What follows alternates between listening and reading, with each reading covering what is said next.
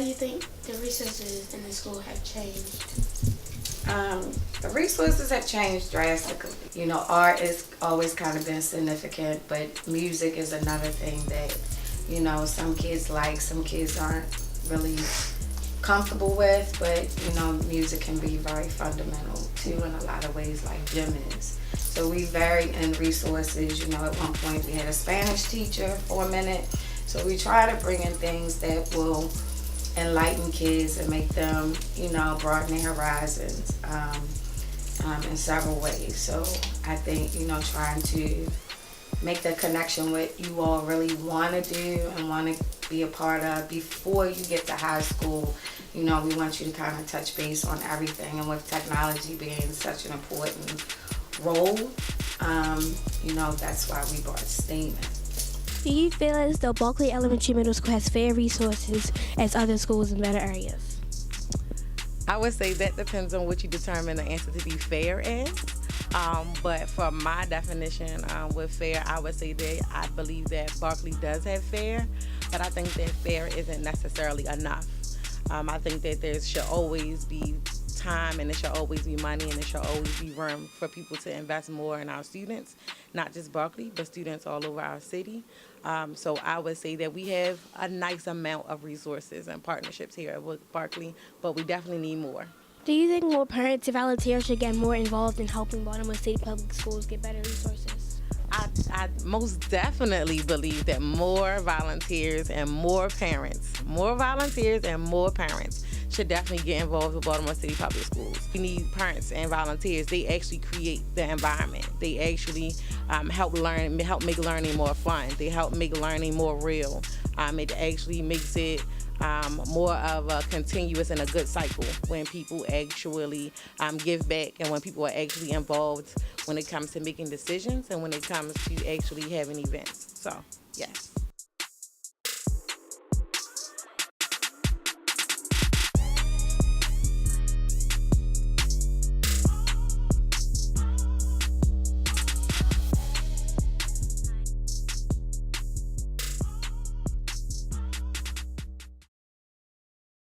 How do you feel about the budgets being cut in Baltimore Public Schools?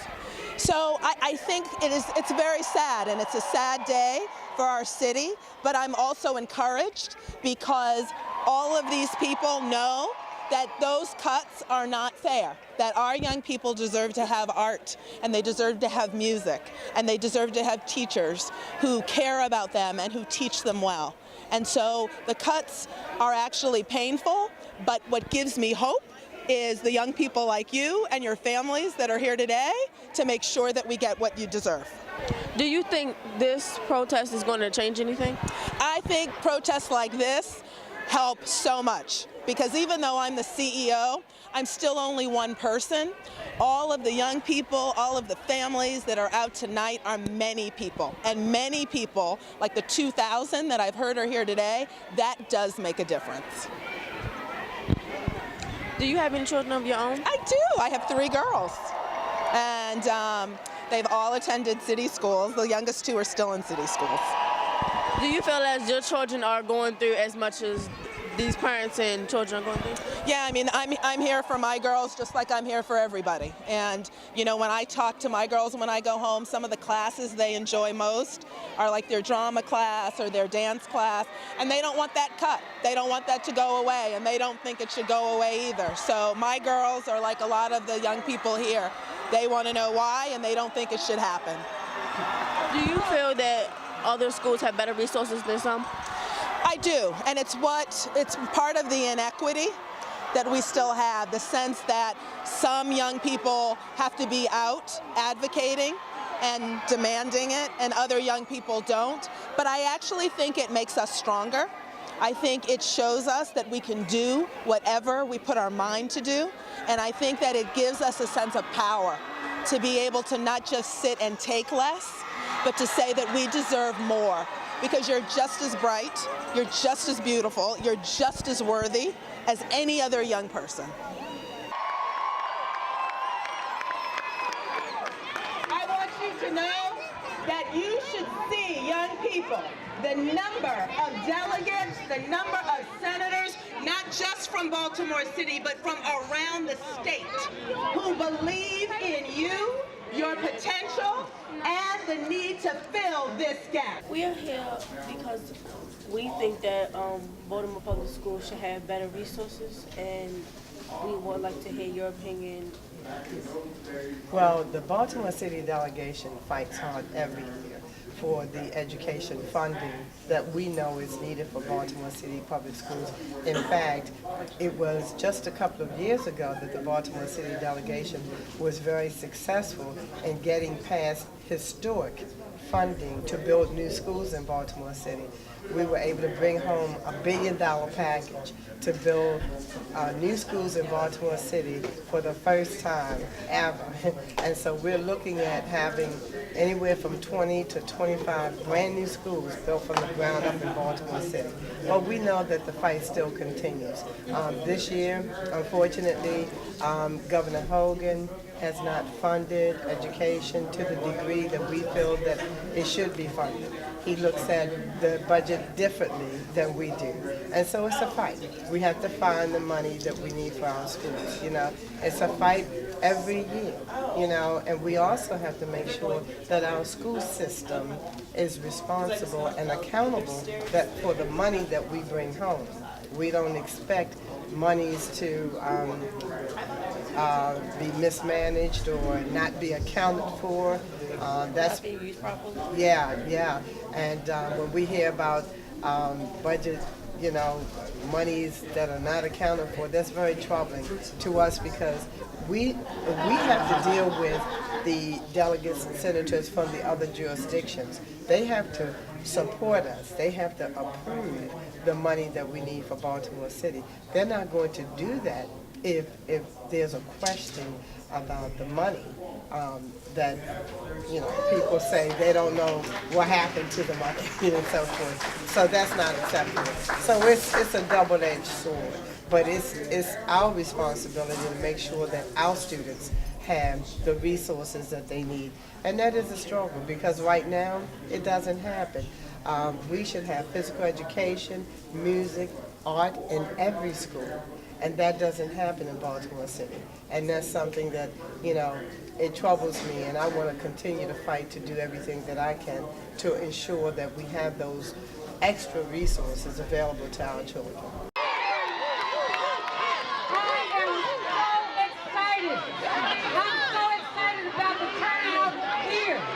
Because let me just say to you all, on Monday, you're going to hear an announcement about what we're going to do to help increase funding for the Baltimore City Public Schools.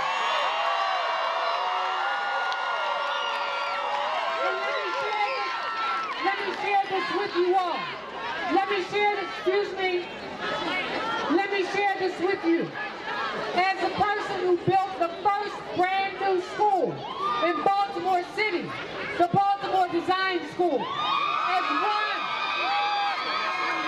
who provided $1 million through our Fish Out of Water project to help wire our classrooms and provide instruments for our children. I will not let our school system down. But let me be real clear. It is working with our state legislators who have committed to work with us, that if we help increase what we give to the Baltimore City Public School System, they will help increase the funding here at the state level. The investment in our young people is the greatest investment that we can make of all.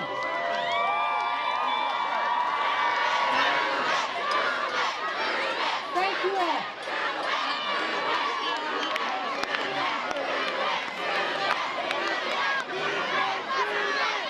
How do you feel about the budgets being cut in Baltimore Public Schools? Well, the budget wasn't cut. What has happened is that there is a deficit, a structural deficit by the school system itself, which means that there are some problems that the system itself has. With the formula that currently is in place as it relates to the state favors richer jurisdictions. And because Baltimore City increased in its wealth, we got funded to the formula. But what did not happen was that there was no subsidy for allowing, when you still have poor communities to be accommodated for. So it's going to take about 2 to 3 years to change the formula. So what we've got to do is raise money to cover the structural deficit that nobody expected the school system to have, $142 million structural deficit. When I was campaigning, one of the things that I said was that most of our surrounding jurisdictions give as much as 35% of their budget to the school system.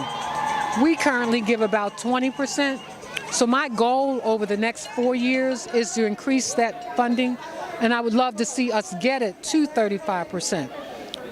That's a great goal. My goal for losing weight is about 25 pounds. If I get to 10, I'll be happy.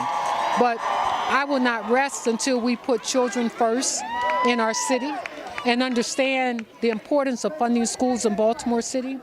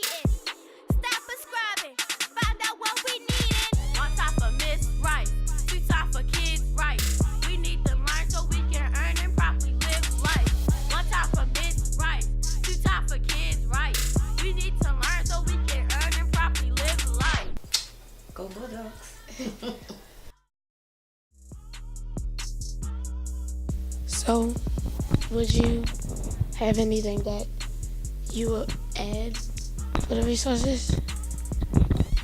I mean, for real, like, it's hard to, like, because I know when you put soap and stuff in the bathroom, kids would play with it for real. Like, they wouldn't really be using it accordingly. They would be doing other stuff with it, so it's kind of hard to put the resources there if they're not being used properly. Thank you for giving us your time. Is there anything else you would like to add? No, I'm just so proud of you guys. I want you to keep asking questions, keep pushing. Push your parents to get actively involved in the school. Push your parents to get actively involved in the political process.